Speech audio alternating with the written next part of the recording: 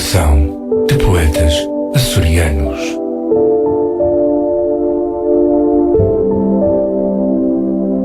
Já está aqui connosco o Luís Costa no poemário. Bom dia, Luís, bem-vindo. Bom dia, Luís, muito obrigado. Estás bom? Hoje é Luís em estéreo. Hoje é Luís ao quadrado. Ora bem. Isto hoje é para a desgraça. Pronto, como sabem, o poemário durante o mês de junho esteve de férias e estou a aproveitar o mês de julho para limpar os cantos à casa, não é? Para colocar os poemas e os poetas nascidos tanto em junho como em julho em dia.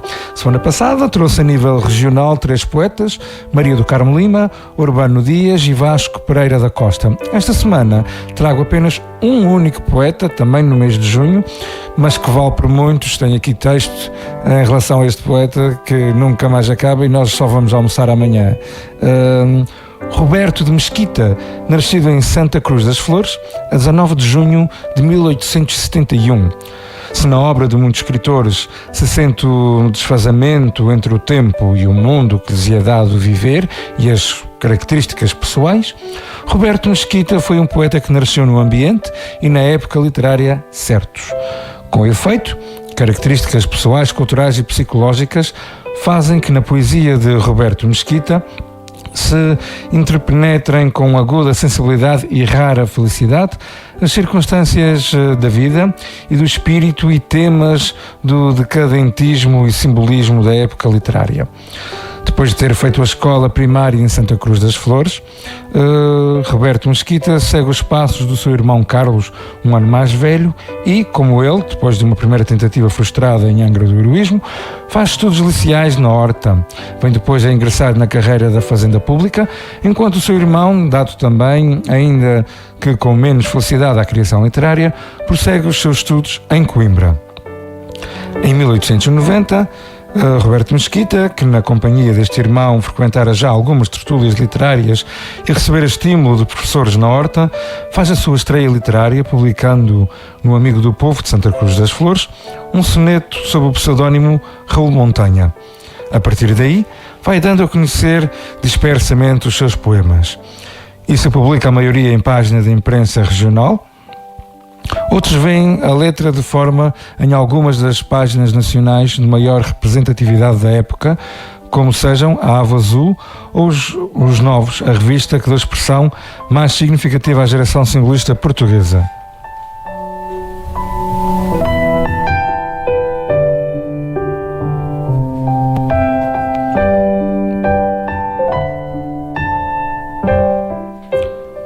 Roberto Mesquita, que era leitor assíduo da poesia portuguesa e francesa, nunca deixou de ter informação da vida literária do continente e, a quando da única viagem que realizou para fora dos Açores, encontrou-se com Eugênio de Castro e Manuel da Silva Gaio. Há pouco falei da poesia francesa, marcaram sobretudo Verlaine e Rimbaud, mas também Baudelaire está presente em muitos da sua poesia.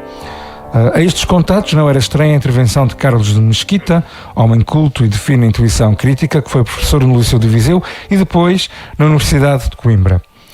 A edição em livro dos seus poemas foi projeto acalentado por Roberto Mesquita, que o organizou e colocou sobre este expressa dianteiro, intitulando, a partir do verso anteriano, Almas Irmãs da Minha, Almas Cativas. Assim se chama o livro, Almas Cativas. Morreu, no entanto, sem realizar o projeto e só em 1931, por iniciativa familiar, apoiada por Marcelino Lima, a obra surgiu em Famalicão. Já em 1989, Pedro da Silveira leva a cabo nova edição, enriquecida com poemas dispersos e o registro de variantes e prefaciada por Jacinto do Prado Coelho. Por outro lado, no final da década de 30, Vitorino Nemésio considerou Roberto Mesquita o primeiro poeta que exprime alguma coisa de essencial na condição humana, tal como ela se apresenta nas Ilhas dos Açores, encontrando nos seus poemas a expressão perfeita das características que reúne no seu conceito de açorianidade. Pode assim sublinhar no livro do Florense a melhor imagem da dispersão e sonolência da vida nos Açores, um perfil difuso de açorianidade. Pertencem a Almas Cativas alguns dos seus mais belos e expressivos poemas, aliás eu vou ler um deles, mas expressivos poemas marítimos da poesia portuguesa. Neles, o peso opressivo da solidão concentra-se na sugestão de um ambiente fechado de céus cinzentos e pesados que se estende ao poeta de uma forma calma e difusa. As casas ancestrais e as ruínas humanizam-se à noite pelo seu místico cismar, impõe um terror sagrado, enquanto o luar transfigura a natureza. Enfim, o poeta descobre a alma de tudo a orar e vê a sua sensibilidade exacerbada pelo pôr do sol, pelo vento agreste, por ruínas que se desenham em ambientes de decadência.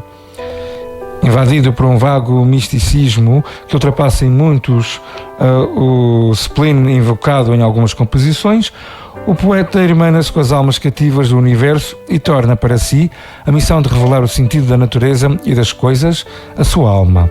Ao fazê-lo, tem consciência de ser superior aos outros homens, confinados às aparências simples do universo.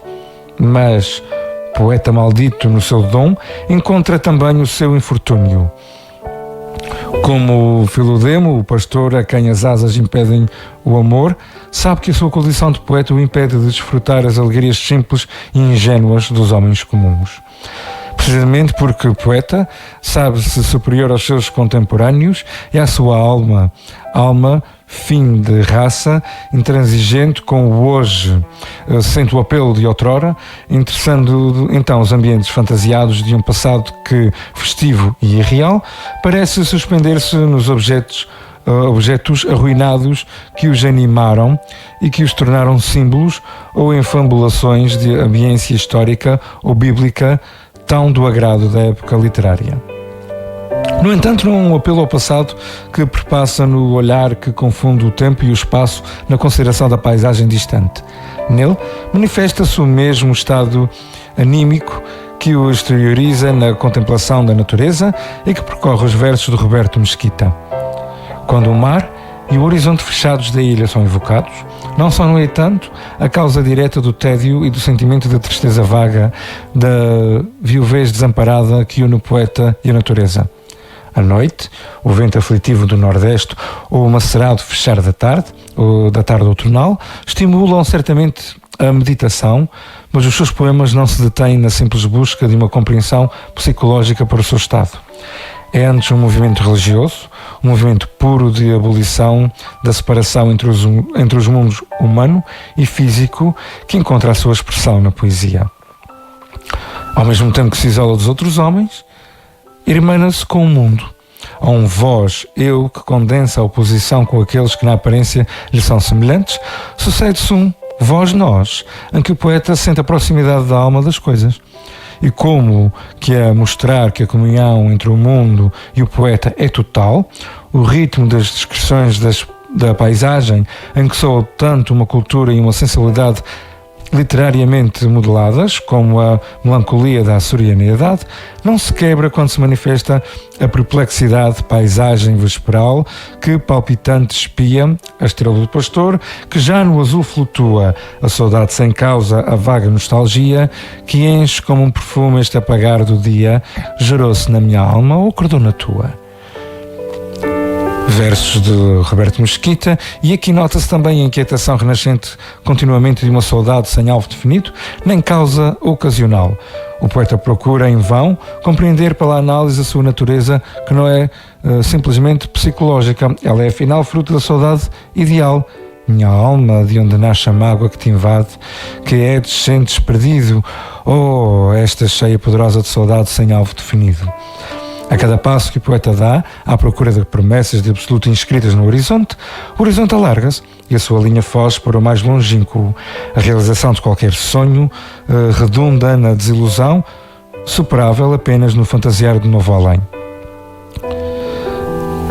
Em alguns momentos, assola-o a solidão da criatura face ao Criador, pressentindo, embora a sua presença na muda a imensidão do mundo, não consegue explicação para a fria mudez que responde às súplicas dos homens, abandonados num caminho incerto, mas afirma a sua crença no sentido que não cessa de procurar para o exílio terreno que Deus inflige aos seus filhinhos, mesmo se lhe pesa ter que aceitar a vida fragmentada em vidas do momento.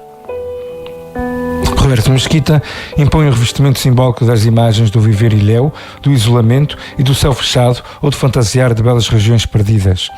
Este entendimento impõe-se de tal forma que se torna impossível dar à análise introspectiva e ao sentimento de natureza outro significado que não o da universalidade. Mesmo a originalidade suave de um estilo que se apoia em recursos literariamente típicos na época, mas surpreendente o leitor pela atenção e poder sugestivo do ritmo, de aproximação de realidades dispares, de sintésias ou metáforas inesperadas, vem acentuar o sentimento de indefinição, de vago e propicia a oscilação dramática entre o particular e o universal, que caracteriza uma obra que, sem ser muito extensa, dá ao poeta lugar entre os grandes poetas do simbolismo. Faleceu a 31 de dezembro de 1923. Este foi o poeta único açoriano que falo hoje e, nascido a 13 de junho de 1888, a nível nacional, trago um poeta com ligações à Ilha Terceira. Falo de Fernando António Nogueira Pessoa, Fernando Pessoa, claro, nascido às 3h20 da tarde no quarto andar esquerdo do número 4 do Largo de São Carlos, em frente ao Teatro Nacional de São Carlos, na então freguesia de Mártires, em Lisboa. De famílias de pequena aristocracia pelo lado paterno e materno, o pai, Joaquim de Seabra Pessoa, natural de Lisboa, era funcionário público do Ministério da Justiça e crítico musical no Diário de Notícias. A mãe, Dona Maria Madalena Pinheiro Nogueira Pessoa, natural dos Açores, mais propriamente aqui da Ilha Terceira.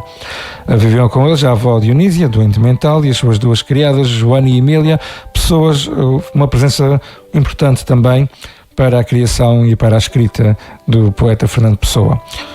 Se pelo lado paterno tem as suas raízes familiares no concelho de Aroca, nas freguesias do denominado Fundo do Concelho. Foi batizado a 21 de julho na Basílica dos Mártires, no Chiado, tendo por padrinhos a tia Anica, Dona Ana Luísa Pinheiro Nogueira, a sua tia materna, e o general Xabi. A escolha do nome homenageia então Santo António. A família reclamava uma ligação genealógica com Fernando de Bulhões, nome de batismo de Santo António, tradicionalmente festejado em Lisboa a 13 de junho, dia em que então o poeta Fernando Pessoa nasceu. A sua infância e adolescência foram marcadas por fatos que o influenciaram posteriormente. A 13 de julho de 1893, o seu pai faleceu, vítima de tuberculose. Fernando tinha apenas 5 anos, o irmão viria a falecer no ano seguinte, sem completar um ano, a 2 de janeiro de 1894. A mãe vê-se obrigada a doar parte da mobília e muda-se para uma casa mais modesta. Foi também nesse período que surge o primeiro heterónimo de Fernando Pessoa, Chevalier de Pá. Fato relatado pelo próprio Adolfo Casais Monteiro numa carta em 1935, em que fala extensamente sobre essa origem e essa viagem pelos heterónimos de Fernando Pessoa. Ainda no mesmo ano escreve o primeiro poema, um verso curto com a infantil epígrafe de A Minha Querida Mamã. Ó terras de Portugal, ó terras onde eu nasci, por muito que gosto delas, ainda gosto mais de ti. Em 1894, o comandante João Miguel Rosa apaixona-se por Maria Madalena. Em breve lhe fazia a corte e se tornavam noivos.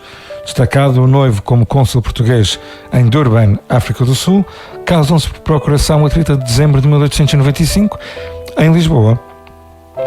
A 20 de janeiro de 1896, mãe e filho, acompanhados por um tio, partem rumo à Madeira e a 31 embarcam para Durban. Faz a instrução primária na escola de freiras irlandesas de West Street, onde fez a primeira comunhão e percorre em 2 anos o equivalente a 4 anos de escolaridade.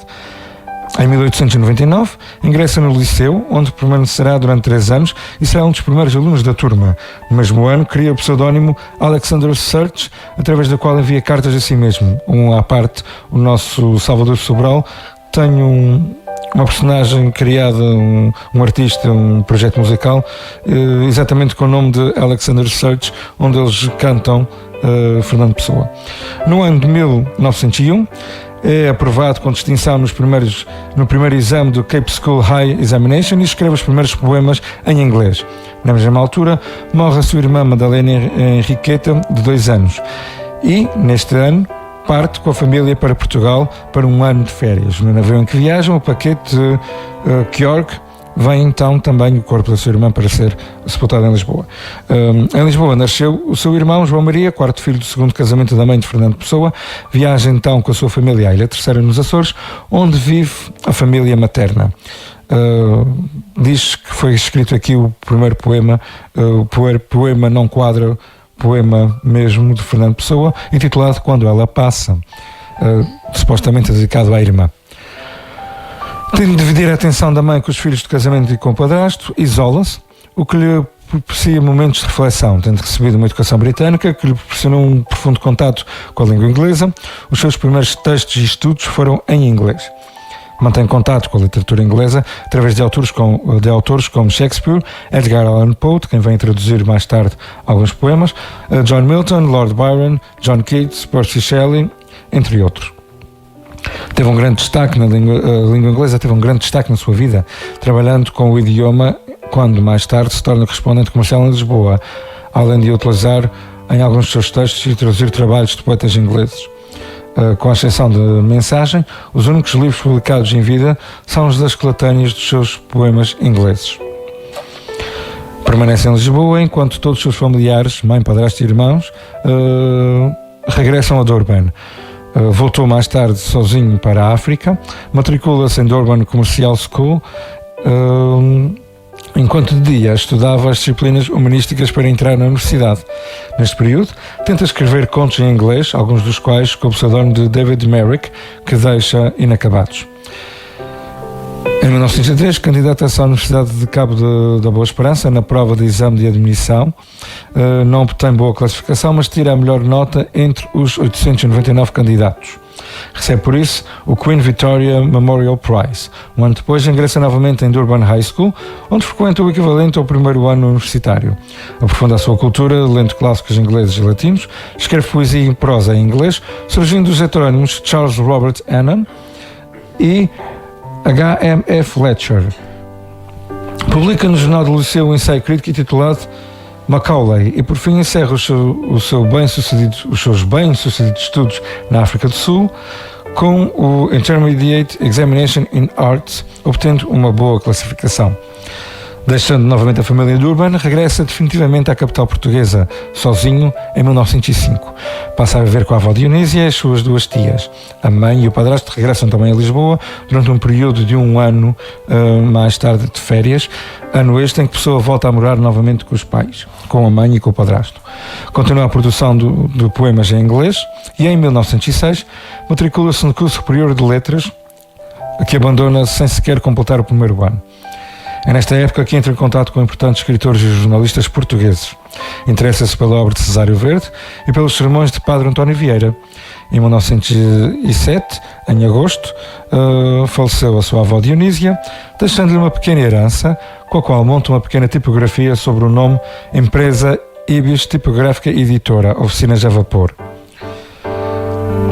Inicia a sua atividade de ensaísta e crítico literário com artigos A Nova Poesia Portuguesa Socialmente Considerada, a que seguiram reincidindo e depois também A Nova Poesia Portuguesa no seu aspecto psicológico, publicados em 1912 pela revista A Águia. Mais tarde, já nos anos 20, o seu café preferido seria a Martinha da Arcádia, na Praça do Comércio, ao contrário do que se costuma dizer, que era a brasileira, mas esta era a tertúlia literária que se formou em torno do seu tio adotivo, o poeta general aposentado Henrique Rosa. Em 1915 participou na revista literária Orfeu, a qual lançou o movimento modernista em Portugal, causando algum escândalo e muita controvérsia. Em outubro de 1924, juntamente com o artista plástico Rui Vaz, Fernando Pessoa lançou a revista Atena. No número 3 da revista Sudoeste, coordenados de Almada Negreiros, de novembro de 1935, encontra-se um breve artigo de sua autoria intitulado Nós, de Orfeu, e o poema Conselho. Muito mais havia a dizer sobre Fernando Pessoa, mas o tempo corre e temos que passar à frente. Portanto, por hoje é tudo. Já sabe, pode-nos acompanhar através das redes sociais www.facebook.com/poemarioRCA e pelo Instagram luís.mv.costa. Se ainda não sabe, pode seguir também a Rádio Clube de Angra no canal do YouTube, no Facebook e também no Instagram. Para isso basta subscrever e seguir todos os conteúdos que são partilhados aqui na rádio. Estamos também presentes no meu canal e nas madrugadas de sexta-feira às 4 da manhã pode ouvir também a repetição do poemário.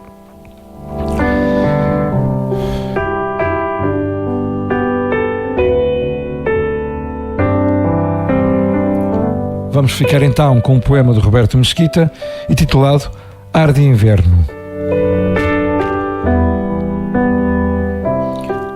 Aves do mar, que em ronda lenta giram no ar, à ventania, gritam na tarde macilenta a sua bárbara alegria. Incha lá fora a vaga escura, uiva o nordeste aflitante, que mágoa anónima satura este ar de inverno, este ar doente. A alma que voas a gemer na tarde anémica de vento, como se infiltra no meu ser o teu esparso sofrimento. Que viuvez desamparada chora no ar, no vento frio, por esta tarde macerada em que a esperança se esvaiu.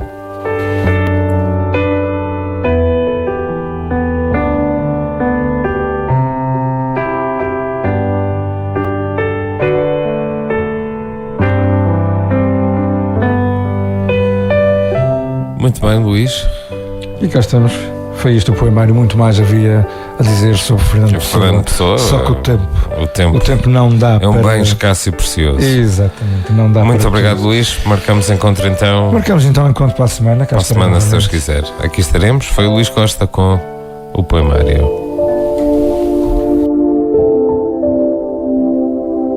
Poemário. Divulgação de poetas açorianos.